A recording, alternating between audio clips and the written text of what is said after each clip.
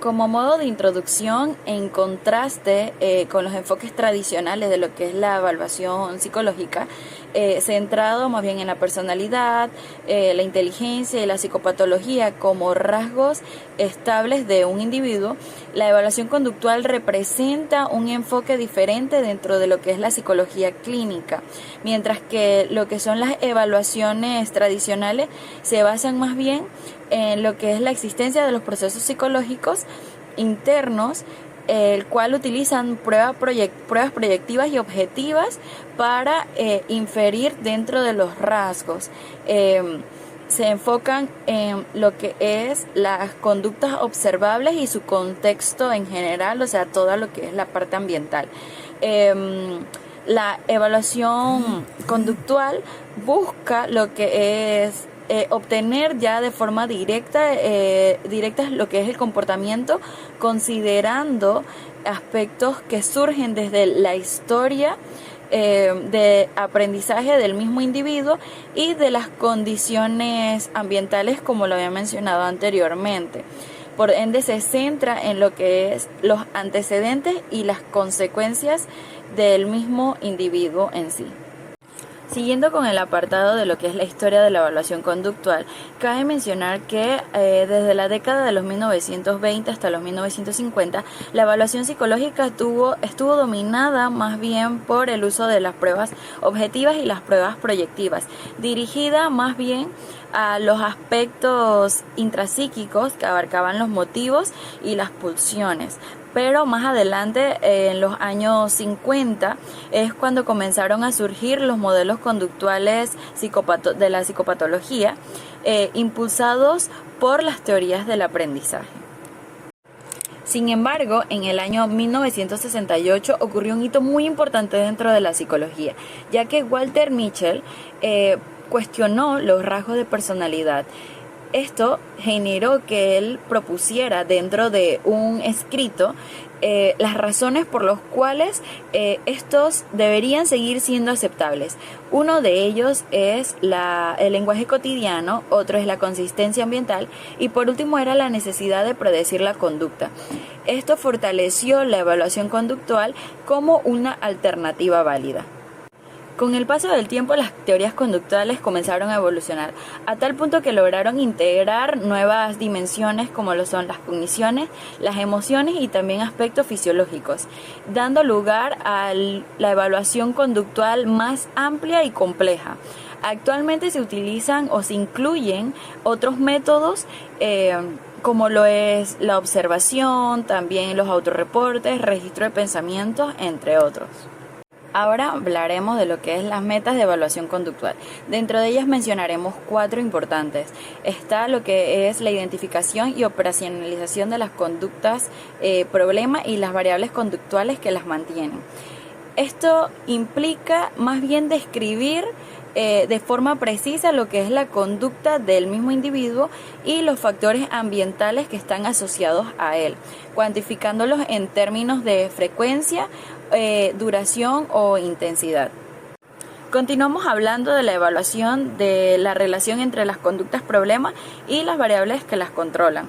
Aquí explica que esto se realiza a través de un análisis funcional de lo que es la misma conducta en sí, conocido como el modelo ABC, que habla sobre los antecedentes, conductas y consecuencias, con el fin de entender la función de la conducta dentro del entorno del mismo individuo. Como punto 3 tenemos el tratamiento adecuado, basado en los resultados de la evaluación conductual, con intervenciones dirigidas a modificar tanto las conductas como sus contingencias ambientales. Como punto número 4 y último, pero no menos importante, está lo que es la evaluación continua de la eficacia del tratamiento. Entendiendo que la evaluación y el tratamiento son procesos interrelacionados que deben ser retroalimentados mutuamente. Ahora tenemos lo que son los métodos de evaluación conductual. La evaluación conductual se refiere a un enfoque en el cual es medir directamente las conductas específicas en contextos definidos. Se utiliza en variables tanto como edades y escenarios, como lo son niños, adultos, hogares, escuelas, trabajos, entre otros. y se utiliza para evaluar múltiples áreas de funcionamiento, como lo puede ser psicopatología, habilidades sociales, desempeño académico, entre otros. Estos mismos, la información obtenida se puede medir mediante lo que es observación directa, reportes del cliente, información de personas significativas, como lo vendrían siendo los cónyuges, padres, maestros, entre otros. Y por último, registros de conductas en distintos escenarios. Luego tenemos lo que son la entrevista conductual. Esta es se enfoca en identificar las relaciones entre antecedentes, conductas y consecuencias. Es una técnica más directa que busca obtener lo que es la descripciones específicas y observables de la conducta. Estas se dividen en cuatro pasos. El primero es la identificación del problema, la cual es la definición clara y operacional de de las conductas problemáticas. Luego el número 2, que es análisis del problema, el cual es la evaluación de recursos y contextos relevantes. Y el número 3, que es el planteamiento de la evaluación, selección de procedimientos para recoger datos. Y por último, pero no es importante, la número 4, que es la evaluación del tratamiento, la cual es el establecimiento de estrategias para medir cambios post-intervención. Ok, ahora tenemos lo que es la observación conductual. Este es su método principal para la evaluación conductual. Consiste en observar directamente la conducta en su contexto, documentando lo que es su frecuencia e intensidad, así como los antecedentes y consecuencias que le rodean. Este tiene dos tipos de observaciones, los cuales son naturalistas y análogas. La naturalista es más que nada en el entorno como lo escolar o el mismo hogar. Esta tiene una validez ecológica, ya que refleja un ambiente cotidiano, el ambiente cotidiano del paciente. La análoga, por otro lado, se realiza en un contexto más controlado, como en un laboratorio o consultorio. Permite lo que es evaluar el impacto de lo que son las variables específicas de la conducta. Ahora tenemos lo que son las observaciones de los datos, estrategias, y también tenemos lo que son de localizaciones. De estrategias, más que nada es debido a que no es viable observar todas las conductas en todo momento. Se utilizan estrategias que maximizan la eficacia y la calidad de los datos. Por ejemplo, se divide en métodos de registro, lo cual es el registro de intervención, que este se divide en tiempo de segmentos, que más que nada es un intervalo como de 15 segundos, en el cual se observan las conductas que se pueden ya repetir en dichos intervalos. Luego tenemos lo que es el registro de eventos, que es más que nada se anota cada ocurrencia de una conducta definida, útil para lo que son, por decirlo así, las conductas discretas con inicio y fines claros, como son golpes o hablar. Luego tenemos lo que son las observaciones de los datos, localizaciones, el cual se refiere a que la elección del lugar donde se realiza la observación también influye en la calidad de los datos, como por ejemplo la observación naturalista y la observación análoga. La naturalista es, como se ha dicho anteriormente, que se observa el individuo en un ambiente como lo que es el hogar o en la escuela. Refleja con fidelidad el contexto natural, pero es vulnerable a la reactividad. Luego tenemos lo que es la observación análoga, que es un ambiente más estructurado, permite controlar variables y observar efectos de intervenciones y lo que son repeticiones, repetir condiciones. Se usa ampliamente para evaluar la ansiedad, las relaciones familiares, TOC y entre otros. Automonitoreo. El automonitoreo se instruye a los clientes a que observen y registren su propia conducta tal como ocurre. Este acercamiento a la evaluación conductual difiere del uso de cuestionarios, los cuales suelen requerir que los individuos formulen calificaciones o juicios retrospectivos. Por ejemplo, ¿qué tan a menudo se siente ansioso? ¿Cuántos estresores experimentó el mes pasado? Debido a que el observador no puede seguir al sujeto todo el día, el automonitoreo es muy útil, sobre todo para obtener información acerca de la tasa y magnitud de una conducta y las circunstancias que rodean su tasa y cantidad del consumo del alcohol, el tiempo en el que se dedica a estudiar y conductas similares. Escala de registro. Las observaciones directas de las conductas, sea que las realicen observadores externos o el cliente, representan una aproximación importante en la evaluación conductual. No obstante, debido a las limitaciones ya descritas en este capítulo, esos métodos pueden producir una muestra que no sea lo suficientemente amplia de las conductas del cliente. En parte, para abordar esta limitación, los psicólogos clínicos han desarrollado una serie de escalas de registro y listas de verificaciones conductuales. Esas mediaciones intentan proporcionar información sobre una amplia gama de las conductas de un individuo en un periodo más prolongado de lo que es posible con una observación directa. Evaluación cognitivo-conductual. El desarrollo temprano de la evaluación conductual se caracterizó por una fuerte adherencia a los principios del conductismo radical, lo que significa un énfasis exclusivo en las conductas manifiestas y los eventos externos observables.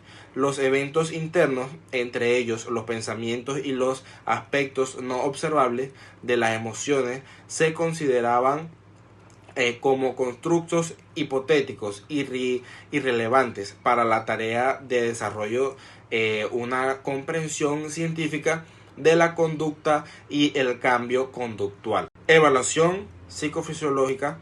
Además de medir la conducta manifiesta en forma de acciones, la evaluación conductual también puede incluir una evaluación psicofisiológica o la medición de las reacciones psicofisiológicas. A las demás situaciones, la psicofisiología se refiere a las respuestas o reacciones del cuerpo gobernadas por las partes simpáticas y parasimpáticas del sistema nervioso autónomo. Heinzen 1991, Strunhin y Gramling 1998. Esas respuestas incluyen el ritmo cardíaco, la presión sanguínea, la respiración, la respuesta electrodérmica y la tensión muscular y la actividad electrodérmica. Específicos que vamos a ver en lo siguiente. Se puede obtener una información objetiva y útil del diagnóstico y el diseño de intervenciones eficaces para su mejor intervención. Evaluación conductual de los trastornos de ansiedad. En esto se pueden ver las entrevistas estructuradas, ya pueden ser objetivas, diagnósticas y con el fin de determinar el tipo específico con el DSM-5.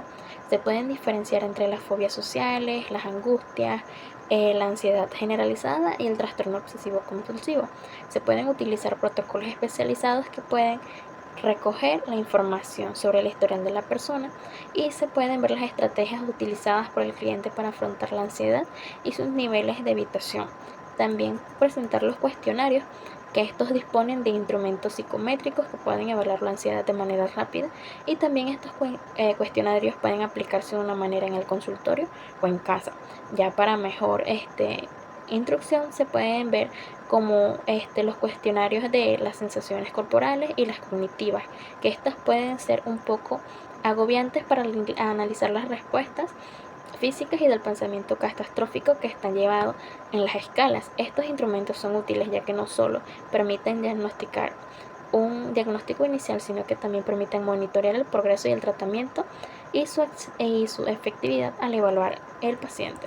En el automonitoreo se puede decir que estas técnicas se utilizan con un contexto intensivo, dependiendo de los síntomas que se presenten en el síntoma de ansiedad. También pueden tener algunos errores de precisión, pero estos mejoran al paciente dependiendo del entrenamiento y la retroalimentación que estos tengan. Muchos de estos pueden ser útiles para registrar los ataques de pánico y también los niveles diarios de ansiedad y depresión. Muchos de estos registros permiten analizar y variar los síntomas según las diferencias situacionales que presenta el paciente de manera cotidiana. En las medidas conductuales se pueden ver muchas veces que se utilizan las pruebas llamadas test de BAT, en las cuales se observa que algunos puntos de las personas pueden acercarse a un estímulo, ya sea temido y versus reacción. Por ejemplo, un paciente con fobia a las serpientes se acerca a este y ve la reacción según o incluso si la sostiene, según los toques o sus reacciones.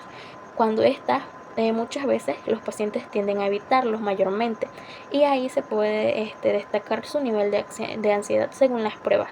Y también muchas veces se pueden especificar sus miedos y fobias específicas. En las mediciones psicofisiológicas también se pueden destacar las mediciones para realizar antes o después de presentar por lo menos un estímulo al paciente, que se puede ser amenazante y se puede llevar a comparar la reactividad fisiológica que tiene el paciente sobre este. Evaluación conductual en el trastorno de déficit de atención por hiperactividad o el TDAH. En las entrevistas estructuradas se pueden presentar y utilizar las entrevistas diagnósticas y estandarizadas, ya sea para niños, padres y adolescentes. Estas entrevistas permiten recolectar la información de los síntomas, su intensidad actual y el contexto que se están presentando estas. También se pueden analizar los factores ambientales que pueden influir en estas conductas, ya sean de manera significativa, y las reacciones que éstas pueden llevar. En las escalas de registro conductual se pueden utilizar la verificación conductual entre padres, maestros y el fundamento según muchos instrumentos que permiten medir y calificar la conducta durante por lo menos los últimos 6 meses que han llevado estas. Por lo menos el niño o el adulto facilita la comparación de los síntomas ambientales y la detección de las reacciones en la comorbilidad de las pruebas estandarizadas que se utilizan. Ya en estas se pueden ver las puntuaciones objetivas y establecer un diagnóstico más preciso. En las observaciones directas de la conducta se puede ver si es en la escuela, en el hogar o en los ambientes controlados, dependiendo los juegos clínicos que se presentan en el comportamiento fuera y dentro del hogar. Ya si el niño o el adulto presenta irritabilidad o desobediencia o las conductas compulsivas.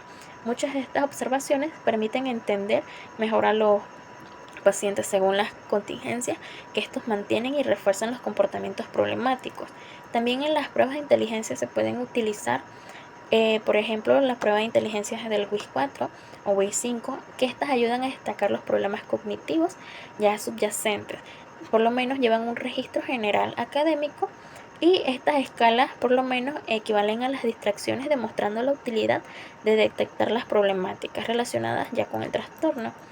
En la medición de desempeño, por lo menos muchas de estas pruebas miden el desempeño continuo de las problemáticas de los pacientes según los estímulos y se pueden evitar las reacciones de otros, viendo y identificando los errores de omisión y comisión, que estas comparan por lo menos unas muestras normativas que permiten cuantificar la distorsión del trastorno del niño y del paciente.